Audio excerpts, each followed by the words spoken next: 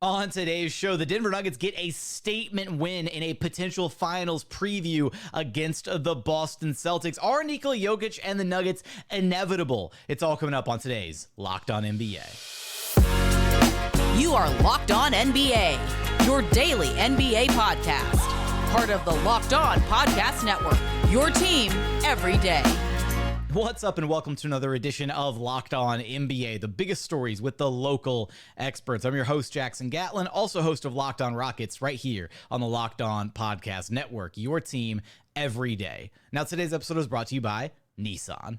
Are you the kind of driver that likes to push things a little further? Ever wonder what adventure could be waiting around the very next corner? Well, our friends over at Nissan have a lineup of SUVs with the capabilities to take your adventure to the next level. The 2024 Nissan Rogue is perfect for city drives and great escapes. Class exclusive Google built-in is your always updating assistant to call on for almost anything. Gone are the days of connecting your phone. Google Assistant, Google Maps, and Google Play Store are built right into the 12.3-inch HD touchscreen right there at your fingertips. The 2024 Rogue is the perfect mid-size crossover for your next big adventure. Hey, maybe you want a little bit more space. The 2024 Nissan Pathfinder has room for up to 8, an expansive cargo capacity, and advanced available 4x4 capability with 284 horsepower and up to 6,000 pounds towing capacity. When adventure calls, the Pathfinder is there to answer. So take the Nissan Rogue, Nissan Pathfinder, or Nissan Armada and go find your next big adventure. Shop NissanUSA.com. Joining us now is the host of Locked On Nuggets, Swipa, who you can track down wherever you listen to your podcasts or on YouTube. Just search Locked On Nuggets. And Swipa, the Nuggets won a potential finals preview this last week against the Celtics, 115-109. Jokic with an insane 30-point triple-double. He had 32, 12, and 11. Meanwhile, on the other side, Jaylen Brown put up 41 for Boston. Jason Tatum had a chance to take the lead late in the game with 45 seconds left.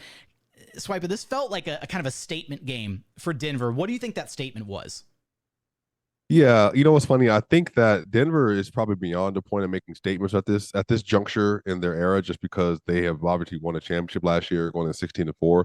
I think if anything, they did take the Rockets game in Boston series. They took the Rockets game in Denver series because everyone has been telling them, even in the playoffs last year when they were playing versus the Heat, that the only team that could give them a run for their money was the Celtics. And they heard all that because they're on social media. They hear, First Take and Undisputed and all the rest of these shows and First Things First. And then on top of that, coming into this year, they looked at their not to prohibited favorite after having the best player in the world go for 30, 13, and 10 on 63 true shooting, and Jamal Murray going, 26, 6, and 5 through a playoff run. All the great 30-point triple doubles, first pair of teammates ever in any game in preseason, regular season, or playoff history. They saw what they did, they know what they did, and then they see that the Celtics are the prohibited favorite. They had Kristaps Porzingis and Drew Holiday for nothing. They sub out Marcus Smart for Drew, and they see that they're one of the more historic teams in NBA history. That in the last 25 years, this is arguably going to be the second or third best regular season team that we have seen.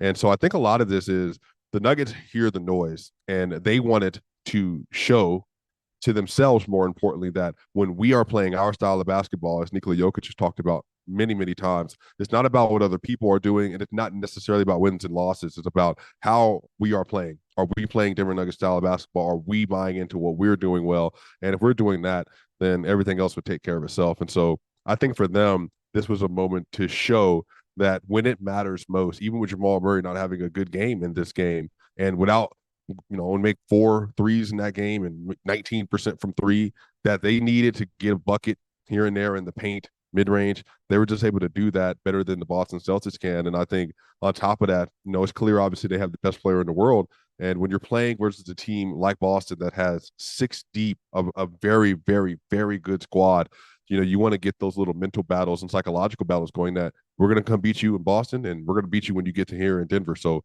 I think a lot of messages were said. I actually think this might have an interesting effect on Boston as they get ready for a potential final series with the Nuggets.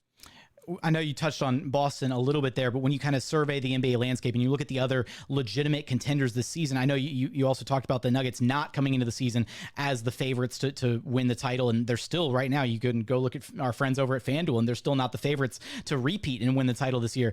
Why should they be the favorites, or is there another team out there that presents a realistic threat to the Nuggets as far as other legit contenders? Yeah, I respect basketball. I think that The Clippers have a great function of what they're doing. I think they have 4 Hall of Fame players, 3 that are still relatively in their prime, and I think they have a great up and down roster. They got 3 bigs and Zubac and Plumlee, and then have obviously Daniel Tice. And then on top of that, they're going to be the Minnesota Timberwolves. Obviously, Karl Anthony Towns being out kind of changes their landscape a little bit. OKC is incredible. They have Shai Gilgeous-Alexander. They got J-Dub. They got Chet, Keaton Wallace. They got a lot of players in their team that are really good. Mark Daigneault, I think, is going to be up for Coach of the Year, if not win outright. So there's a lot of teams. And even in the Eastern Conference, you got Milwaukee with Giannis and Dame. And then on top of that, you're going to have a Cleveland squad that's kind of really booming. And they're playing really well right now. And then obviously you got Boston. But then again, I know who's going to be there when it all matters most is going to be the Miami Heat with Jimmy Butler, adding now with Terry Rozier and the rest of the roster, and then obviously having Coach Spo. So there are a lot of teams that can present their own unique individual challenges. But I think the thing with the Nuggets is they prioritize playing the most high-level, efficient IQ basketball possible. So we know what we need to get into versus every single matchup in order to win those matchups when it matters most. And so I think there's a few teams in the NBA right now that could give them a run for their money. Couple of the names you mentioned there when talking about the other teams, right? There's SGA with the OKC Thunder. There's Giannis with the Milwaukee Bucks. And those are a couple of the names atop the MVP race right now, in addition to the Nuggets, Nikola Jokic. Why does Jokic deserve this year's MVP over either of those other guys? Yeah, it's interesting. I think that Jokic at this point has solidified he's the best in the world for, I think, the consensus. And I think everybody understands that Jokic is he's playing really well, obviously averaging 26, 12, and 9 on, really good efficiency. He's like 65 true shooting. But on the other side of this, they understand Jokic is kind of not sleepwalking, but when he needs to dominate versus these really good teams or when it's called upon, he does it. And again, he's averaging this season versus the best defense in the NBA, basically in the Boston Celtics. He's averaging 32, I think it's 10 or 12, 32, 12, and 10, and he's shooting above 60% in those games.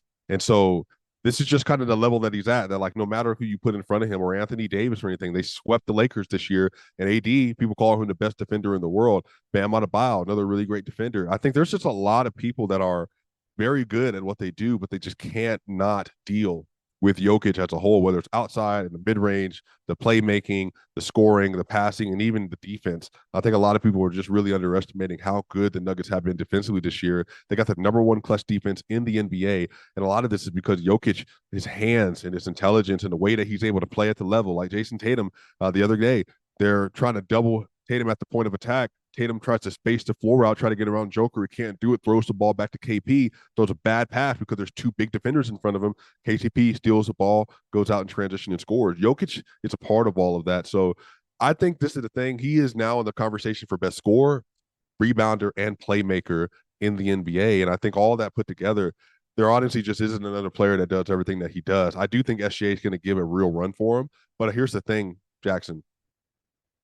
SGA doesn't have a single playoff series won as a 1A option. And if you look in recent NBA history in the last 30, 40 years, you don't have a single MVP that has won an MVP without having at least something done in the playoffs prior to. So I think SGA is on his way up. I think he has a very good case, but I think right now, I think just because of what last year went to with all the stuff with Embiid and everything, I think people are more than likely going to just give the nod to Jokic. Kind of feels we're headed for like a Mark Daigneault like Coach of the Year award, and then that'll be like the recognition from the narrative perspective for OKC and their success this season. Last thing I got for you here, Swipa. Peyton Watson has become such an important piece for this Nuggets team here in year 2. We knew that the Nuggets, losing Bruce Brown, they were going to need to find some extra production off their bench. How have you kind of seen him grow and develop into his role here this season? Yeah, Peyton's incredible. I had a chance to talk to him actually after the game versus the Utah Jazz, and he understands what's expected to him, and he understands what he's being asked to do.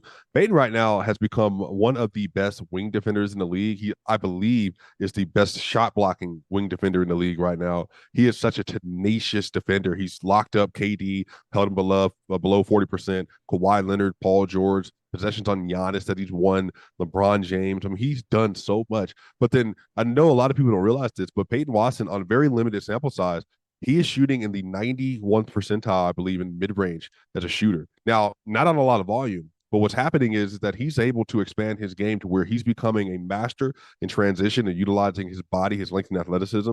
But in a half-court setting, he's not a great three-point shooter yet, but what he's getting really good at is that when he gets that pump fake, he'll dribble a little bit, settled into a spot and did a little Kobe fadeaway kick up with his right leg, and he's become pretty efficient at that. So Peyton is just developing some skills that are helping to see, like, man, he not only can be like a defensive base, but he can offer some offensive upside in the playoffs. And again, if you got a dude that arguably is the best defender on your team coming off the bench, and he's that good and able to offer an offensive punch as well, I just think the ceiling for Peyton Watson, even this season, man, I think there's a lot of good things that he's been offering to the team come playoff time. I think he's going to be an absolute nightmare for offenses as well. Can anybody in the NBA stop the Denver Nuggets from repeating this season? Is Nikola Jokic going to be able to add yet another MVP trophy to his collection? You're going to have us covered for all of that and so much more over at Locked On Nuggets. Swipa, thanks for stopping by Locked On NBA with me. Absolutely. Thank y'all.